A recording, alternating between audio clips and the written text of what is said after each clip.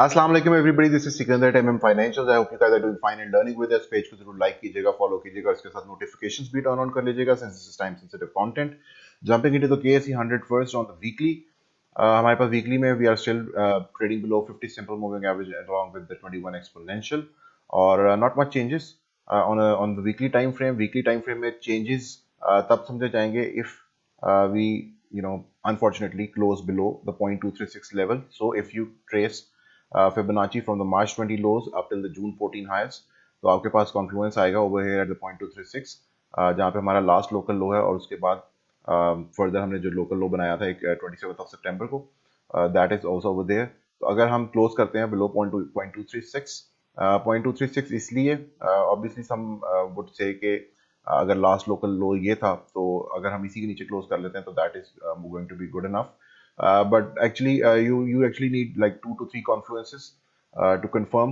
अगर हमारे पास किसी किस्म का, मैंने आपको बताया था लास्ट टाइम भी कि हेड एंड शोल्डर पैटर्न बनता है like this on the weekly, तो what you would want to see is a break of the neckline. ये जो neckline है इसका ब्रेक चाहिए होगा और उस ब्रेक पे जो है बेयर ट्रैप भी हो सकता है, just watch out for that. लेकिन यहाँ पे 0.236 जो है दैट इज इसके नीचे अगर हम क्लोज करते हैं वीकली और फिर इसको रीटेस्ट करते हैं as a resistance, that is going to be a confirmation of the break of the structure. Until then weekly के ऊपर हमारा अप ट्रेंड कायम है एटलीस्ट इस हायर लो की वजह से. ऑल्दो हायर हाई अभी हमने जो है वो पोर्ट इन नहीं किया, will have to wait for that. देखना पड़ेगा ये पुल बैक कितनी जल्दी खत्म होता है. उसके लिए एक और काम कर सकते हैं कि हम अपना लास्ट मूव जो है फ्रॉम हेयर जो कि 27 सितंबर से हमने लिया था उसको भी रिट्रेस करके देख लेते हैं. लेट्स सी, हम इस वक्त जस्ट बिलो 0.382 लेवल है. You can see it over here. For me personally I think 0.618 is going to be a very crucial point on the weekly time frame और उसके साथ हमारे पास कॉन्फ्लुएंट है इस वक्त green 55 exponential. So yes, green 55 exponential is going to be very crucial over here on the weekly time frame. और हमारे last move के retrace में that is also the golden pocket 0.618 extension level for the retrace level for the Fibonacci. Shorter term time frame में चलते हैं. Shorter term में मैंने आपको बताया था कि cluster जो था वो break हो चुका है. इसी cluster को एक तरह से आप रेजिस्टेंस के तौर पे may be next few 1 or 2 days retest कर सकते हैं.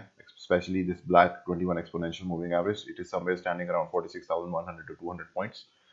इसको हो सकता है रिट्रेस कर लिया जाए. और मैंने आपको बताया था शॉर्टर टर्म टाइम फ्रेम में I would be expecting a bounce from 200 simple moving average on the hourly time frame.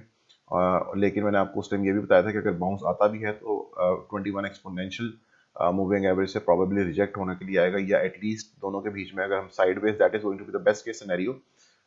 इसको सुनिएगा कि जो बेस्ट केस सिनेरियो ये होगा कि 21 एक्सपोनेंशियल ऊपर से आ रही हो, आप 200 सिंपल से सपोर्ट लें और साइडवेज चले जाएं और एक स्क्वीज के फॉर्मेट में आ जाएं और उसके बाद रेजोल्यूशन आए और प्रॉबेबली वो बेहतर होगा कि ऊपर की तरफ आ जाएगा 21 एक्सपोनेंशियल के ऊपर हम क्लोज करने में कामयाब हो जाएं. तो सो 21 इस वक्त जो है वो शार्प डिक्लाइन में है और मैंने आपको हमेशा बताया कि मूविंग एवरेजेस जब शार्प डिक्लाइन में होती हैं तो they mostly act as brutal resistances.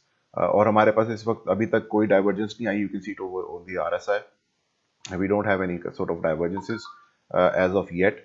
और जो हमारे पास परसेंटेज बोलिंजर रेशियोज हैं they are also in the neutral zone.